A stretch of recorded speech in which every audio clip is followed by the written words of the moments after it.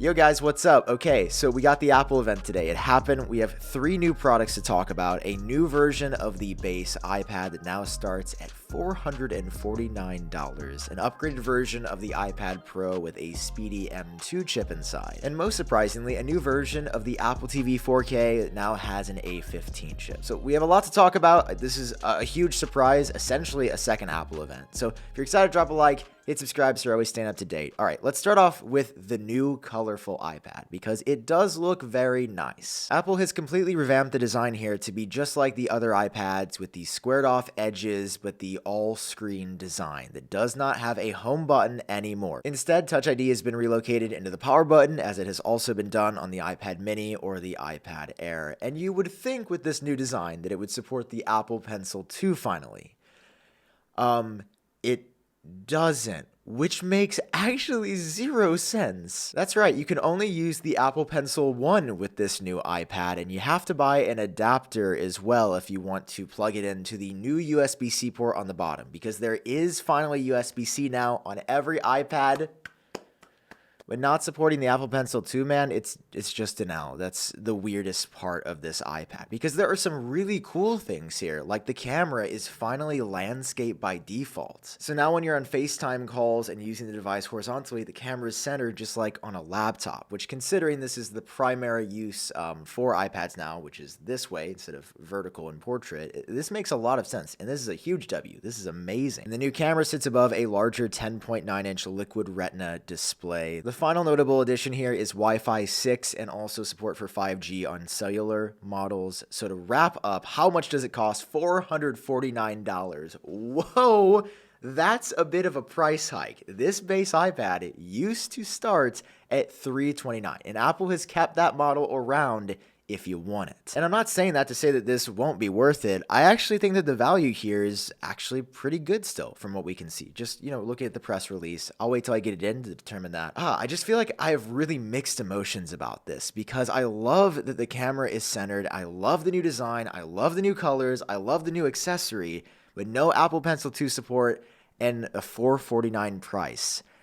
There's some weird stuff going on here as well, but nothing for me as weird as the iPad Pro that just got announced with the M2 chip inside. Now listen, I'm happy that there's a faster chip in here. It's great. The M2 is 15% faster CPU, I think, up to 35% faster GPU. That's great. But Apple still doesn't have a compelling first-party app on here that takes advantage of that power. Now, it's really cool to see Apple pushing DaVinci editing software on the iPad. It actually looks really powerful, and I'm going to try it out. I'm going to see if there's any way for me to actually edit content on here reliably, because it seems like this will be the closest we've ever been to being able to edit videos on here, but still no Final Cut, still no Logic from Apple. It's you relying on third-party apps from the App Store. And that M2 chip is sitting inside a body that looks identical to the model before, and essentially like all the models that have come out since 2018. But you've got the dual camera system on the back, of course, which can now shoot ProRes video. And I gotta be honest, watching Apple's video about this actually had me laughing aloud as they show this rig with an iPad Pro in it. And it's so cute. It's so cute that they actually think someone would buy this iPad to shoot professional movies on. I mean, listen, at this point, you gotta respect the consistency. They've been pushing the cameras on iPads further every year, forever, and I've never seen it be worth it, but they keep doing it.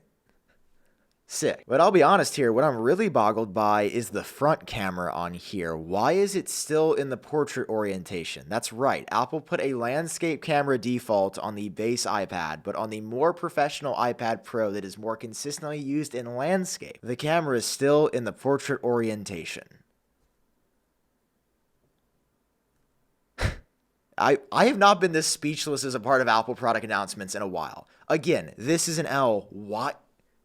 Why? This just doesn't make any logical sense. But then for the Apple Pencil 2, there's this huge W. There's support now for hover, so when you're up to 12 millimeters above the display, it'll show you a preview of where you're going to mark before you mark it, and even automatically goes into text fields for scribble. Apple's actually got a video that shows how this works, and it looks pretty dope. I don't know if this is the screen tech, or if this is M2 tech, or new Apple Pencil tech, or maybe something combined all together. But it's really cool, and it's one of those features that I'm just like, you did this so well, how is the camera still in portrait mode? They are breaking my heart today because I love this and I'm just angry at the other part of this iPad. This might be the most controversial iPad Pro Apple's ever dropped because they also did something else really cool with the wireless. It's the first Apple product ever to support Wi-Fi 6E, which is the new wireless standard that opens up Wi-Fi to the 6 gigahertz band. Essentially, when new devices start going to 6E, it's going to decongest the other spectrums like 5 gigahertz and lower so that everything gets a little bit faster. And I doubt you'll notice a huge difference right away, but over time, with a lot of devices with 6E,